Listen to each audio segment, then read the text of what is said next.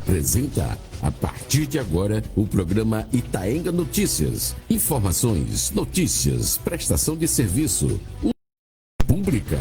Tudo isso bem na hora do seu almoço. Itaenga Notícias, o seu jornal do meio-dia. Júlio Filho, informando você agora. Boa tarde Itaenga, boa tarde Pernambuco, Brasil. Estamos no ar neste momento, nesta nova semana que se inicia, cheio da graça e da paz de Cristo Jesus. E nosso Deus Pai tão poderoso e abençoador que nos abençoe durante toda esta semana, né? Hoje é 11 de agosto, é o dia do estudante e também de outras categorias, né? Parabéns a todos. E principalmente ao estudante, porque o estudar realmente é o caminho certo para se seguir na vida. Olha, meio-dia em ponto na sua Itaenga FM, meio-dia em Lagoa de Itaenga, capital estadual do Coco de Roda. Essa é a sua Itaenga FM que você nos acompanha, né, pelo rádio em 98.5.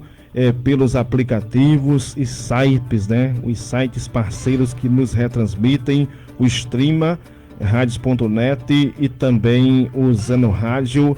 Esse programa está sendo também transmitido nos nossos perfis no Facebook. Depois estará disponibilizado no Instagram da Folha Itaenguense e também no nosso blog Júlio Filho no YouTube, tá certo, minha gente? Acompanhe as nossas redes sociais e fique conectado sempre na Itaenga FM. Júlio Filho, informando você agora. Hoje vamos, neste momento, né, conversar aqui. Temos aqui a nossa entrevistada, é a doutora Carla Gleice, né, que vai falar aqui no programa. Atenção você pai, atenção você mãe que tem sua criança, né? E ela vai estar aqui falando de assuntos importantes, porque ela é uma doutora profissional, é pediatra, né? Então, que entende muito aí de saúde infantil. Aqui no nosso programa é o tema de hoje do programa Itaenga Notícias. Júlio Filho, o locutor amigo da cidade, entrevista. Doutora Carla Gleice, muito obrigado pela sua presença aqui no programa, mas antes se apresente, né, para a sociedade de Lagoa de Itaenga. Eu sei que você é filha dos ex-prefeitos do nosso município, Carlos Vicente de Arruda Carlinhos do Moinho, e da ex-prefeita Graça do Moinho, né, Graça Arruda também como é conhecida. E você, inclusive, é casada também com um que foi prefeito aqui da cidade, rapaz, o Jackson Barros, né? Boa tarde. Boa tarde a todos os ouvintes da Rádio Itaenga FM. Obrigada, Júlio, pelo convite, né? E a oportunidade de estar aqui na rádio, trazendo um pouco de conhecimento às famílias. Eu sou Carla Arruda, a filha mais velha de Graça do Moinho e Carlinhos do Moinho. Sou pediatra. Recebo muitas famílias aqui de Lagoa no consultório. Eu atendo em Carpina. Meu consultório fica ali em frente à Neide Modas. E será um prazer, tenho certeza que será um bate-papo muito bom e proveitoso hoje, nessa tarde. Conta um pouquinho aí da sua trajetória, né, para colaborar com a saúde dos pernambucanos. Como começou tudo? Esse sempre foi seu sonho? Eu digo que a Carla Médica só existe porque foi um sonho da Carla e do pai Carlinhos do Moinho.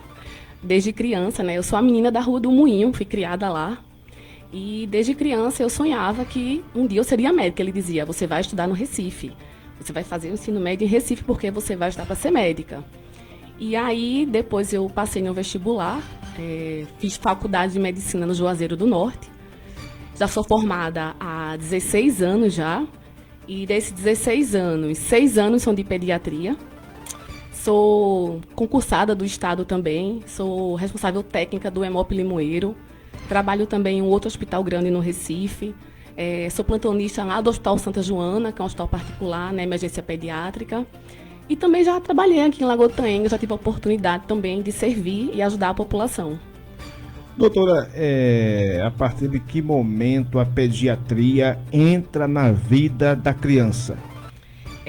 Na verdade, a pediatria deve entrar a partir do momento que aquela mãe está grávida.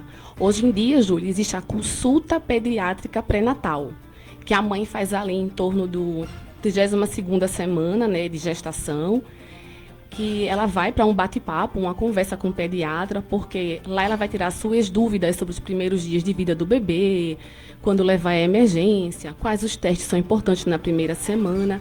Então, a gente não entra só quando a criança, na sala de parto, quando a criança nasce. A gente deve entrar na vida dessa família bem antes, na consulta pediátrica pré-natal, que já é uma realidade, eu faço esse tipo de consulta. E, aos poucos, né, dizem que vão colocar até pelos planos de saúde também esse tipo de consulta. Essa preocupação dos pais, principalmente da mãe, tem sido constante de procurar de imediato ali, né, a orientação de um pediatra? Eu digo que toda família deve ter um pediatra em quem confiar. Porque a partir do momento que você tem aquele dar uma orientação, responder seus anseios e dúvidas, aquilo evita até que aquela criança esteja na emergência de forma desnecessária. Por quê? Porque o pai vai ter acesso a um profissional que vai ali tirar suas dúvidas e encaminhar, quando necessário, a uma emergência. Olha, minha gente, hoje estamos aqui, né, com a entrevista de peso, né, com essa profissional. Carla, mas você é itaenguense, sim. De verdade, da gema, como diz a população aí, como diz o adágio popular?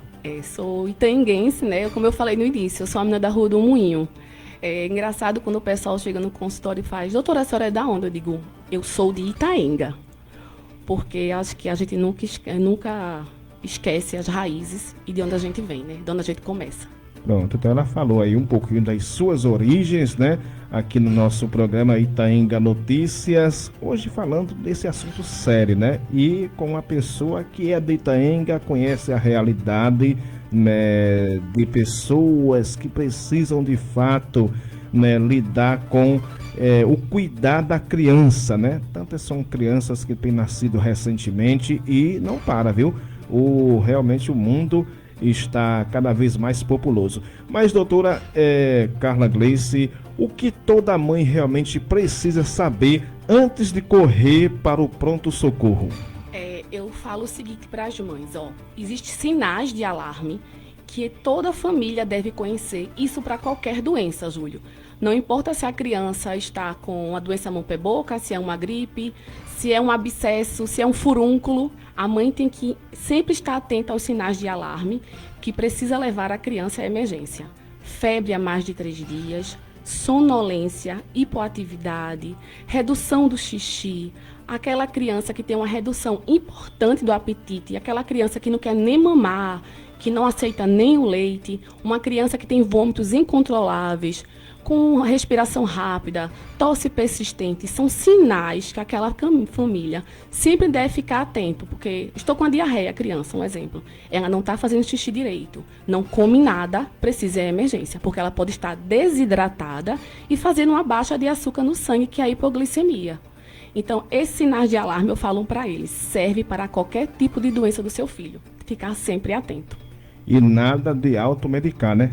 Não. Sempre é necessário, né, procurar a orientação de um profissional, para não estar automedicando e acabar a criança tendo algum evento adverso relacionado àquilo. A gente tem sempre, de vez em quando, ouve uma notícia em qualquer lugar aqui desse estado, no Brasil, doutora, que a profissão de pediatra, ela é bastante importante, mas muitas vezes, né, tem sido tão escassa. Júlio, porque infelizmente cada vez mais o pessoal tem feito menos formação na residência médica, né? Eu fiz formação em pediatria no Hospital das Clínicas da Universidade Federal de Pernambuco durante 3 anos. Foram 3 anos de intensa dedicação e o que a gente tem visto é que muitos colegas só querem ficar na capital, né, pela estrutura que há na capital. Então, existe em todo tipo de especialidade, existe uma concentração maior nas capitais e uma falta nos interiores, nos locais mais distantes, infelizmente. E quais são, doutora Carla Gleice, os sinais respiratórios que indicam uma urgência real em bebês e crianças, né? O que tem sido mais recorrente aí nas unidades de saúde? São mais bebês, crianças? Nas emergências, em termos de internamento, né, o que a gente vê são crianças abaixo de 2 anos que acabam se internando mais. porque elas têm maior risco, né, de desenvolver doença mais grave. Então, assim, se seu filho está gripado, está com resfriado, e ele começou a ficar roxo, respiração rápida, tosse persistente, respira, depois dá uma paradinha, volta a respirar. Então, tudo isso é sinal de alarme respiratório, que aquilo não é mais uma gripe ou um resfriado. Pode ser uma bronquiolite, pode ser uma pneumonia, e é necessário uma avaliação. Quando o bebê nasce, que a gente tem pessoas mais cuidadosas, né? O bebê nasceu e eu vou logo fechar minhas portas, que não é para receber visitas de imediato. Os primeiros dias, quando o bebê nasce, doutora, é ideal ou não que haja esse distanciamento, né, de demais pessoas, a não ser a mãe e o pai? Eu falo para os pais o seguinte, no consultório, que até os 3 meses de vida, no mínimo, evitem visitas. Porque aquela criança, ela não tem tanta imunidade. E a gente diz que quanto menor a criança, maior a chance dela pegar um resfriado, uma gripe, e aquilo, no decorrer ali do 3º ao 6º dia, a criança cansar e ficar com a bronquiolite. Porque, tipo assim, um vírus em mim não causa nada. Só um resfriado leve, mas num bebê, o que é leve no pai e na mãe, pode na criança se agravar. Então, até os 3 meses de vida, a família deve evitar visitas, aglomerações e somente se restringir ali à rede de apoio, uma avó, ao cuidador, a uma babá, as pessoas de fato que vão precisar ajudar aquela família naquele momento. E tem visitas que não se contenta apenas de ir na sua casa e olhar, né, a criancinha. Eu tenho que tocar também, eu tenho que dar aquele beijinho, né, no rostinho da criança, na cabeça, que isso aí já vai causar prejuízo, né? A criança fica mais exposta a vírus, né, porque fica mais próximo da pessoa, então acaba que ela pode pegar. Se a pessoa estiver gripada ou resfriada, a criança pegar alguma coisa. Então, eu sempre oriento a família, às vezes assim, doutora, isso já foi um problema na família, a tia ficou chateada, a minha tia-avó ficou chateada. Eu digo, pronto, diga que foi a pediatra, diga que eu proibi visita. Pronto, diga aqui comigo, depois você resolve. Se possível, em meio a essa tecnologia, gravar até um áudio, né? Doutora, grava aqui, para que as pessoas tomem conhecimento, né, do que eu estou falando, dos cuidados com a minha criança. Porque assim, né, Júlio, depois que o filho interna, principalmente bronquiolite, o que esses bebês desenvolvem, depois que esse filho interna, só quem sofre é a família. A criança sofre e a família sofre junto. Então eu digo, olha, os amigos, a família, né, os tios, primos, vão ter a vida toda para conhecer e curtir essa criança. Então, na verdade, esses 3 meses que é para evitar, é 3 meses de cuidado. Então, você tem um pouquinho de paciência que todo mundo da família vai ter a oportunidade de pegar nessa criança. Toda febre acompanhada de tosse é motivo real de preocupação? Não, graças a Deus que não. A febre, ela é a nossa imunidade reagindo contra algo. Então, quando é que eu me preocupo com a febre? Quando é uma febre, geralmente que dura mais do que 3 dias. Porque, veja, quando a criança está com febre, ela vai ficar molinha na hora da febre. Ela fica molinha, ela não quer comer. Às vezes ela fica com o coração acelerado, respirando rápido. Mas aí depois que essa febre baixa, a criança tem que voltar ao normal dela. Brincar, pular, se alimentar, ficar ativa. Quando é que eu me preocupo com essa febre? Meu filho está com febre, a febre baixa e o menino continua lá, sonolento, só quer ficar deitado, a criança está hipoativa. Aí é aquilo que eu falei no início, os sinais de alarme. Então, a febre, os pais se assustam muito com a febre, mas a febre em si, no início, ela é só a nossa imunidade reagindo. Agora, a febre durou mais de 3 dias. Meu filho tem sinal de alarme, aí isso sim chama a atenção. Hoje estamos conversando com a doutora pediatra Carla Gleice, aqui no nosso programa Itaenga Notícias. Doutora, as mães devem intercalar antitérmico? O antitérmico, né, são os medicamentos que existem para baixar a temperatura da criança. Porque o que a gente faz, o remédio? Para dar, porque na hora da febre, como eu falei, o corpo dói, fica molinho, a cabeça dói, a criança fica toda quietinha. Então, a gente dá um medicamento para tirar aquele desconforto da criança. Então, existem 3 tipos de remédios no Brasil. Paracetamol, que pode ser usado desde o momento dos primeiros dias de vida. A dipirona, só a partir dos 3 meses. E o ibuprofeno, a partir dos 6 meses, pode ser utilizado também. A gente orienta que não intercala. Então, meu filho está com febre, é meio-dia. dei agora dipirona. Ah, doutora, a febre voltou umas 5 horas. Ah, eu devo fazer agora ibuprofeno? Não. Você faz dipirona de novo. Você deve, na verdade, medicar a cada 6 horas e só medicar se a criança tiver febre. Porque tem gente que diz, doutora, meu filho começou com febre, eu fico fazendo fixo? Não, a gente tem que dar o remédio se a criança tiver febre. Então, a gente não deve intercalar, deve fazer o mesmo antitérmico, de preferência só de 6 em 6 horas. Por quê? Porque se eu faço esse intercalo, tem maior risco de hipotermia baixar muito ou de alguma reação adversa ou de intoxicação. Então, escolha um antitérmico para tratar a febre e fique fazendo. Não intercale. Doutora, a gente tem notado também que nos últimos tempos tem se acendido um alerta muito importante que quando nasce a criança é importante realizar o tão famoso e mencionado teste do pezinho. Isso aí, de fato, né, é importantíssimo. Por quê? O que é que ele identifica de imediato? O teste do pezinho, ele vai identificar doenças que são possíveis de... Se você fizer uma intervenção rápida, digamos, aquela criança não vai ter sequelas. Então, veja, o teste do pezinho ideal, que seja coletado entre o 3º e o 5º dia de vida, mas geralmente até 30 dias de vida os pais conseguem coletar. Então, no máximo, 30 dias. O ideal, 3º ao 5º dia de vida. Um exemplo, lá tem uma doença que detecta da tireoide, que é o hipotiroidismo. Você não produz hormônio na quantidade adequada. Ele pode fazer o quê? Com essa criança não cresça, que essa criança tenha um déficit cognitivo, um déficit de aprendizado. Então, se eu trato logo, assim que nos primeiros dias de vida, aquela criança vai ser uma criança normal. Então, são doenças que são possíveis, por exemplo, anemia falciforme. Também é uma outra doença que detecta no teste do pezinho. É uma doença grave, mas que se a gente detecta cedo e começa a tratar, a gente vai dar uma certa qualidade de vida à criança.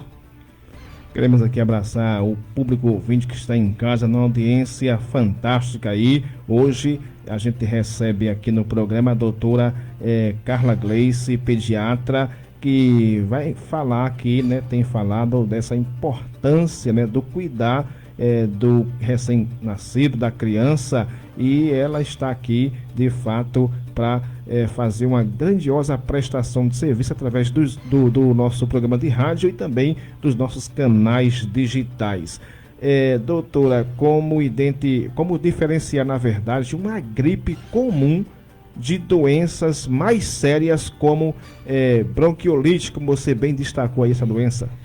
A bronquiolite, diferentemente da gripe, geralmente a criança começa, né, com o nariz corizando, uma febre baixa, às vezes nem tem febre. E quando começa o 3º ou 6º dia, que é o período de piora, a criança começa a ficar respirando rápido, com tosse persistente, cansada.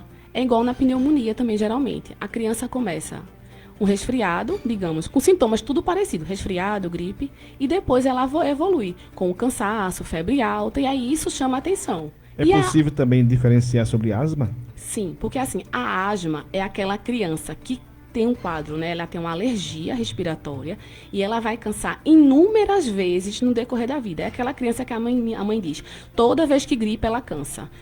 Toda vez que ele se expõe a mofo e a poeira, ele cansa. Tem criança que cansa, Júlio, só de fazer exercício físico, ela cansa também. Aí quando você vai examinar a criança, o tipo de ausculta do pulmão é de asma. E isso é algo muito importante, porque a asma é uma doença que tem controle. E é uma doença também que, se não tiver controle, leva a internamento grave em UTI. E hoje, no SUS, nas farmácias populares, o governo federal, ele disponibiliza uma bombinha, que é o Clenil, por exemplo, que essas mães podem ter acesso se pegarem uma receita. E vai dar qualidade de vida a essa criança, evitando internamentos. Então, para diferenciar as três, primeiramente, todo mundo começa meio parecido, com tosse, com febre, no caso a gripe, resfriado, bronquiolite e pneumonia, só que a criança vai cansar na maioria das vezes dessas duas, e a asma é aquela criança que ela vai cansar repetidas vezes. Estamos hoje conversando aqui com a pediatra, a doutora Carla Gleice, no programa Itaenga Notícias. Doutora, existe alguma rotina também de prevenção que os pais podem adotar para evitar crises respiratórias na criança? ver o filho doente traz muito angústia às famílias, né? E elas sempre querem que... Doutora, meu filho entrou na escola, isso é o mais comum. A criança entrou na escola ali aos tornos de 2 anos de idade, e aí ela adoece muito no primeiro ano de vida escolar, que é o comum, porque ela nunca foi exposta a tantos vírus, muitas crianças pequenas, e ela pega em média umas 12 gripes no ano aí.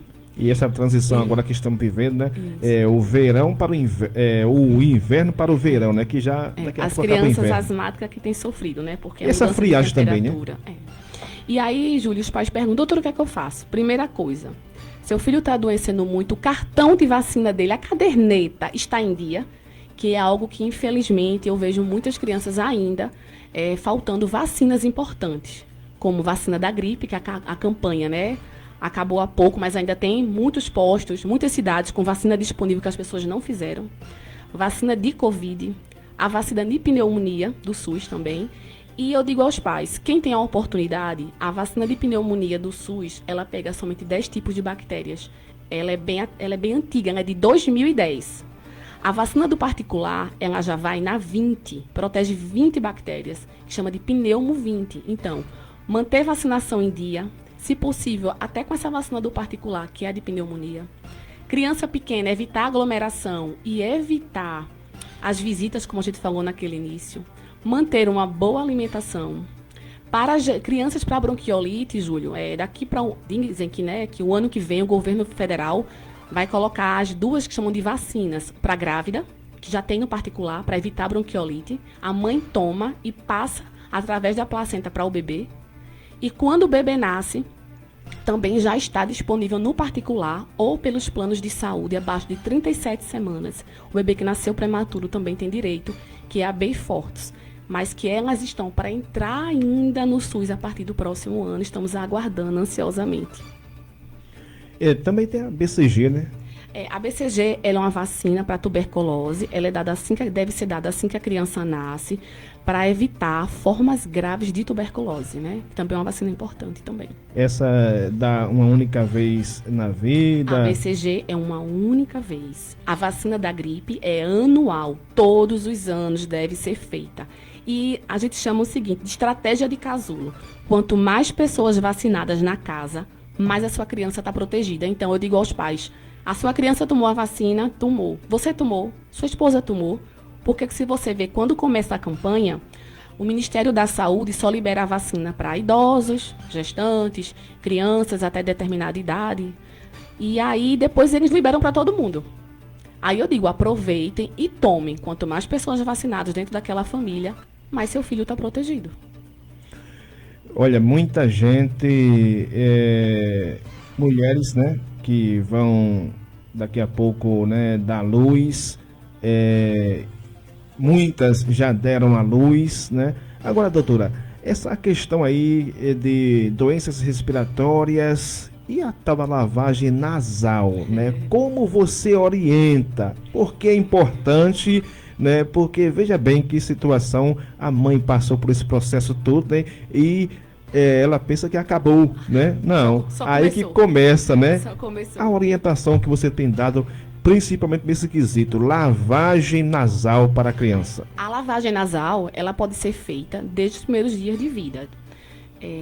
É muito importante, principalmente quando a criança está doente, está gripada, resfriada, porque eu falo assim, eu explico da seguinte forma.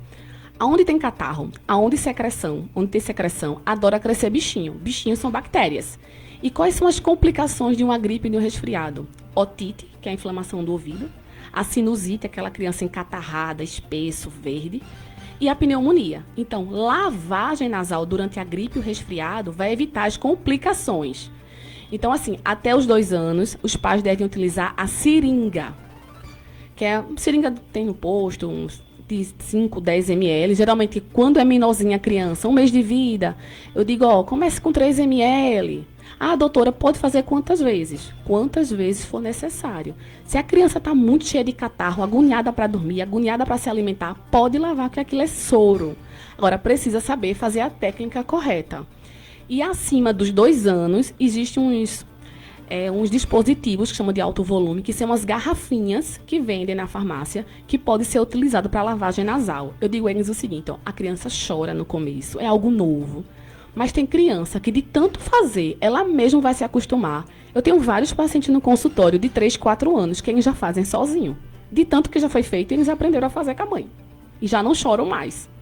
Atenção, mamães, para essas orientações importantes. E aquelas criancinhas meio inquietas, né? Os pais que não vê assim, digamos que tem coisas como chupar picolé, né? Ficar pela chuva, causa ou não causa gripe, tudo isso? Olha, chupar picolé e tomar banho de chuva são duas coisas maravilhosas, eu falo.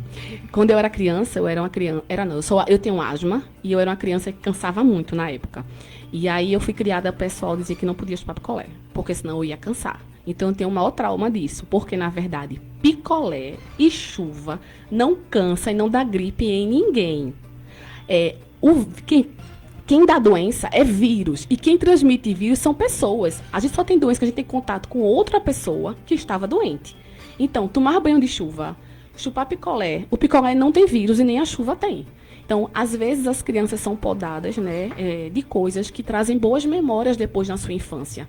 Quem não tem uma boa lembrança de um banho de chuva que tomou quando era criança? Então, banho de chuva e picolé não dão gripe.